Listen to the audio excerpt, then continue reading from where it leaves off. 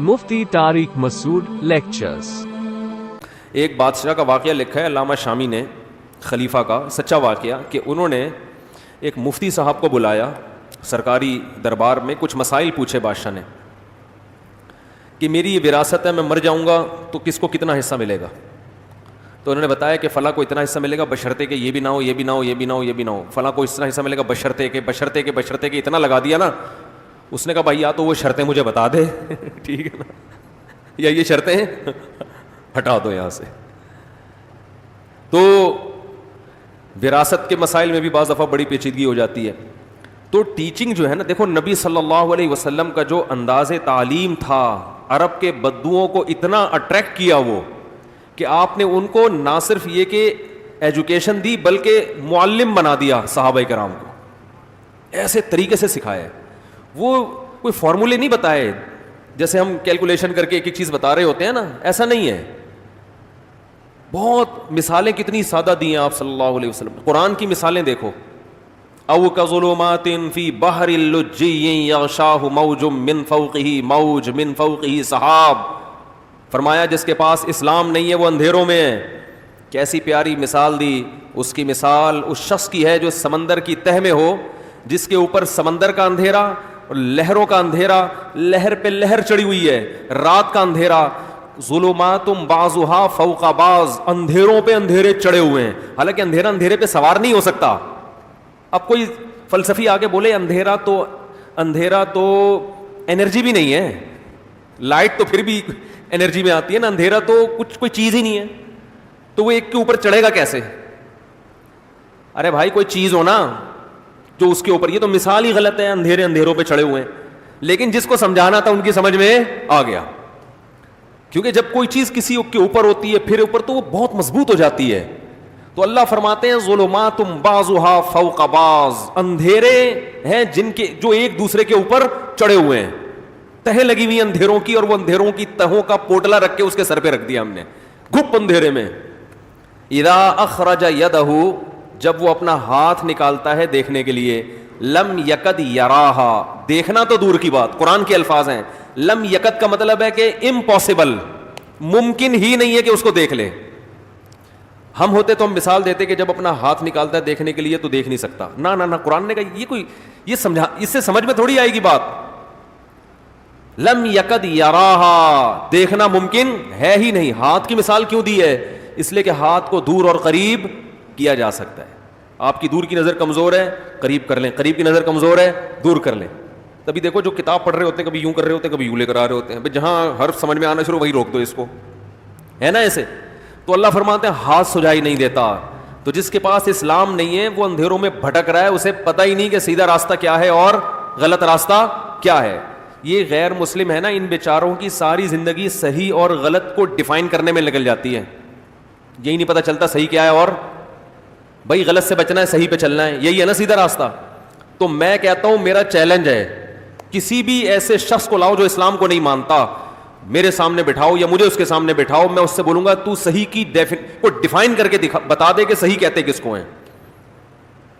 میں ایک ایک چیز کا پوچھوں گا کہ یہ صحیح ہے غلط ہے، یہ صحیح ہے غلط ہے، یہ صحیح ہے غلط، قتل کرنا صحیح ہے غلط ہے۔ دیکھو کسی کو پیسوں کے لیے قتل کرنا یہ تو بہت بڑا جرم ہے نا، عقل سے نہیں آپ فیصلہ کر سکتے کہ یہ غلط ہے۔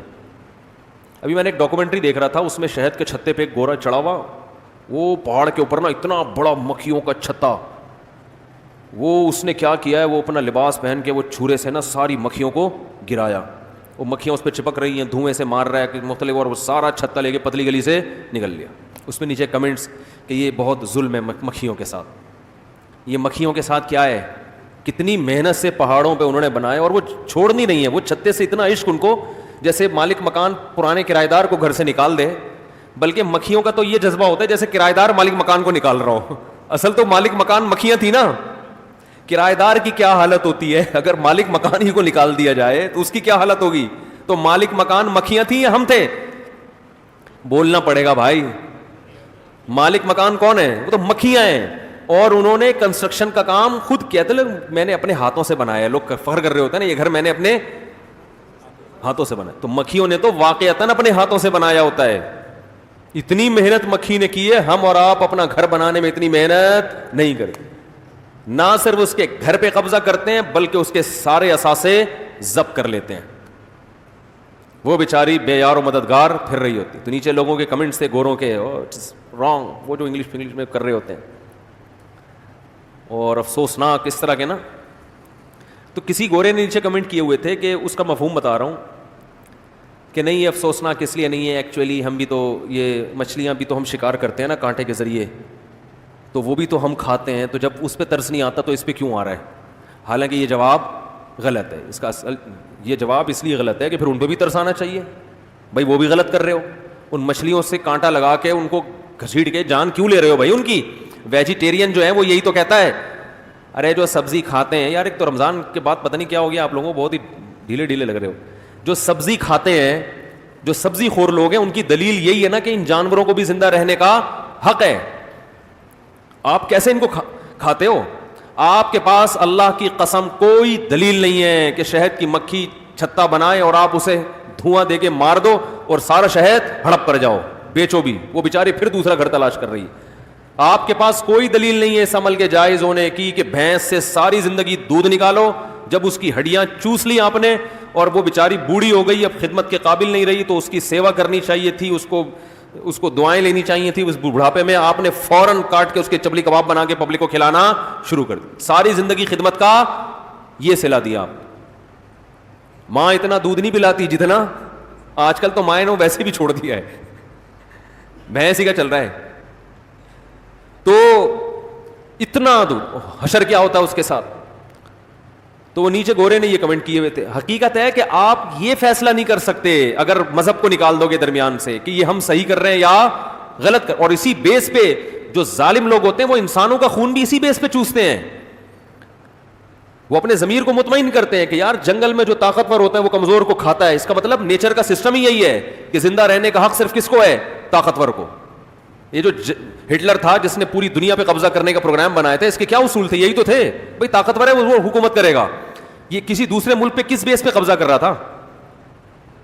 اسی بیس پہ بھائی ہم طاقتور ہیں. اور وہ ڈارون کا نظریے سے بھی اس نے وہ لیا تھا کہ ہماری جو نسل ہے نا وہ ترقی کرتے کرتے ہم بہت آگے تک نکل گئے ہیں, باقی یہ سارے کیا ہیں, بندر سے ان کا رشتہ قریبی, ہمارا رشتہ تھوڑا دور ہو گیا ہے.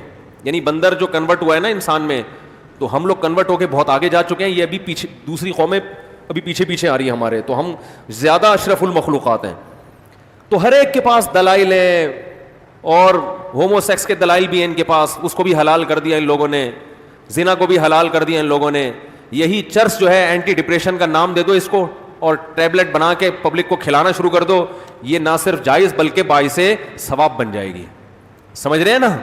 خودکشی ثواب کا چیز باعث ہے. آپ کو پتا ہے بہت ساری قوموں میں خودکشی کرنا ثواب ہے. اس کو بہادر, یہ جو خودکشی اتنی ان قوموں میں آئی ہے ان کے مذہب سے آئی ہے کہ یار بہادر آدمی ہے, خود مر گیا. اور یہ تو وہ خودکشی ہے جس کو دنیا غلط کہتی ہے, اس لیے ہم بھی غلط کہہ رہے ہیں اس کو. لیکن ایک قتل وہ ہے جس کو صرف اسلام حرام کہتا ہے, دنیا حرام نہیں کہتی.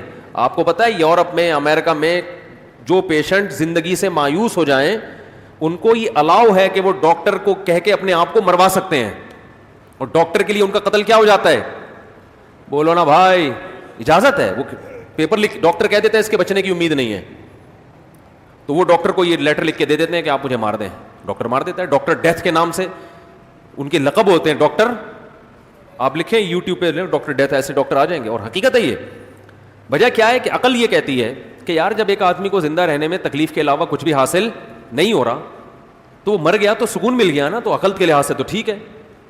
تو واہ, عقل کے لحاظ سے اگر یہ ٹھیک ہے تو مجھے ایک بات بتاؤ کہ جو آدمی فزیکلی بالکل فٹ ہے لیکن غموں کا مارا ہوا ہے, تو وہ اپنے آپ کو اسی بیس پہ مار لے تو کیا جرم ہے پھر یہ؟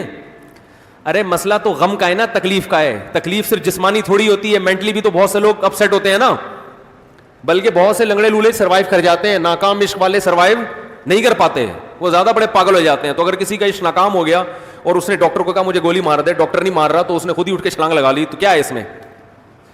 عقل سے فیصلہ کرو. کوئی عقل کہہ سکتی ہے کہ غلط صحیح کا فیصلہ کر سکتی ہے؟ نہیں کر سکتی. تو اس لیے اسلام کے علاوہ آپ کے پاس کوئی آپشن ہے ہی نہیں جو آپ کو یہ بتائے کہ صحیح کیا ہے اور غلط کیا. اسلام نے کہا جتنی بھی تکلیفیں ہوں, چاہے وہ فزیکلی ہوں یا مینٹلی ہوں, آپ نہ خود مر سکتے ہیں نہ ڈاکٹر کو ٹیکا لگانے کی اجازت دے سکتے ہیں. صبر. وجہ کیا ہے؟ یہ زندگی مسافر خانہ ہے.